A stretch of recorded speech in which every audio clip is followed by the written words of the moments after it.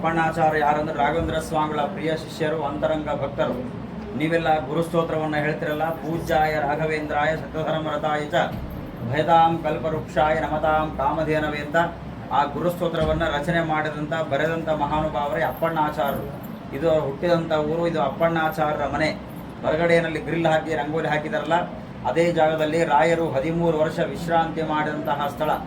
ಅಪ್ಪಣ್ಣಾಚಾರ್ಯ ನಿತ್ಯವೂ ಕೂಡ ಇಲ್ಲಿ ಗುರುಗಳ ಸೇವೆಯನ್ನು ಮಾಡ್ತಾ ಇದ್ರು.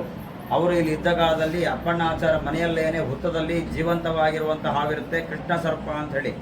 ಅಪ್ಪಣ್ಣಾಚಾರ್ಯ ನಿತ್ಯವೂ ಕೂಡ ಅದಕ್ಕೆ ಹಾಲು ಕೊಡ್ತಾ ಇದ್ರು, ಅದು ಸ್ವೀಕಾರ ಮಾಡಿ ಹೋಗ್ತಾ ಇತ್ತು. ಹೀಗೆ ಇರಬೇಕಾದ್ರೆ ಮುಂದೆ ಬರುವಂತಹ ಜನರೇಷನ್ಗೆ ತೊಂದರೆ ಆಗುತ್ತೆ, ಭಯ ಆಗುತ್ತೆ ಅಂತ ಹೇಳಿ ಅಪ್ಪಣ್ಣಾಚಾರ್ಯರು ರಾಯರಲ್ಲಿ ಗುರುಗಳಲ್ಲಿ ಪ್ರಾರ್ಥನೆ ಮಾಡ್ತಾರೆ.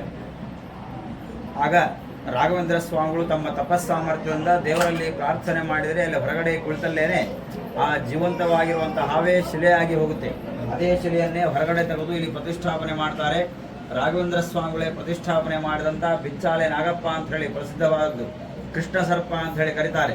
ಇವತ್ತಿಗೂ ಕೂಡ ಹಾವಿನ ಮುಖದಲ್ಲಿ ಕೃಷ್ಣ ಕಾಣಿಸ್ತಾನೆ. ಹೆಡೆಯಲ್ಲಿ ಮಧ್ಯದಲ್ಲಿ ಕುಂಕುಮ ಹಚ್ಚಿದಾರಲ್ಲ, ಮಧ್ಯದಲ್ಲಿ ಕೃಷ್ಣನ ಮುಖ ಇದೆ. ಮೇಲ್ಗಡೆ ಕಿರೀಟ, ನವಿಲುಗರೆಗಳು, ಶಂಖ, ಚಕ್ರ, ಕೆಳಗಡೆ ಕೈ ಕಾಲು, ಮೇಲ್ಗಡೆಯಲ್ಲಿ ಫೋಟೋ ಇದೆಲ್ಲ ಕೃಷ್ಣಂದು. ಅದೇ ರೀತಿಯಾಗಿ ಹಾವಿನ ಹೆಡೆಯಲ್ಲೂ ಮುಖದಲ್ಲೂ ಕೂಡ ಆ ಕೃಷ್ಣನ ಫೋಟೋ, ಕೃಷ್ಣನ ಮುಖ ಕಾಣಿಸುತ್ತೆ. ಹಾಗಾಗಿ ಕೃಷ್ಣ ಸರ್ಪ ಅಂತ ಹೇಳಿ ಕರೀತಾರೆ. ಭಗವಂತನಿಗೆ ಸಂಬಂಧಪಟ್ಟಂತಹ ಹಾವು ತುಂಬಾ ಜಾಗೃತವಾದಂತಹ ಸನ್ನಿಧಾನ. ಮೇಲ್ಗಡೆ ಇರುವುದು ಆಂಜನೇಯ ಸ್ವಾಮಿ, ಹನುಮಂತ ದೇವರು. ಇದು ಅಪ್ಪಣ್ಣಾಚಾರ್ಯರು ಪೂಜೆ ಮಾಡಿ ಪ್ರತಿಷ್ಠಾಪನೆ ಮಾಡಿದಂತಹದ್ದು. ಇಲ್ಲಿ 2009ರಲ್ಲಿ ತುಂಗಭದ್ರಾ ನದಿ ಪ್ರವಾಹದಾಗ ಅಪ್ಪಣ್ಣಾಚಾರ್ಯ ವಜ್ರದ ಮನೆ ಬಿದ್ದು ಹೋಗುತ್ತೆ. 400 ವರ್ಷದ ಹಳೆಯ ಮನೆ. ಮೇಲ್ಗಡೆ ನೋಡಬಹುದು ಮಣ್ಣಿನ ಮನೆ ಬಿದ್ದು ಹೋಗುತ್ತೆ. ಮನೆಯೆಲ್ಲ ಬಿದ್ದರೂ ಕೂಡ ದೇವರಿರುವಂತಹ ಸನ್ನಿಧಾನ ಮಾತ್ರ ಏನೂ ಆಗಿರಲಿಲ್ಲ, ಅದೆಲ್ಲ ಹಾಗೆ ಇತ್ತು. ಅದು ಕೂಡ ಪಕ್ಕದಲ್ಲಿ ಫೋಟೋದಲ್ಲಿ ನೋಡಬಹುದು. ಅಲ್ಲಿ ಫೋಟೋದಲ್ಲಿರೋರು ಬಾಣದ ಕೃಷ್ಣಾಚಾರ್ಯರು ಅಂತ ಹೇಳಿ ಅಪ್ಪಣ್ಣಾಚಾರ್ಯರ ವಂಶಸ್ಥರು ಇವಾಗಲೂ ಕೂಡ ಇದ್ದಾರೆ. 6ನೇ ತಲೆಮಾರು, 6th ಜನರೇಷನ್ ನಡೀತಾ ಇದೆ. ಮುಂದೆ ಬರುವಂತಹ ಭಕ್ತರಿಗೆಲ್ಲ ಅನುಕೂಲ ಆಗಲಿ ದಷ್ಟಕ್ಕೆ ಅಂತ ಹೇಳಿ ಮತ್ತೆ ಮನೆಯನ್ನೆಲ್ಲ ಕಟ್ಟಿಸಿ ಅನುಕೂಲ ಮಾಡಿದ್ದಾರೆ.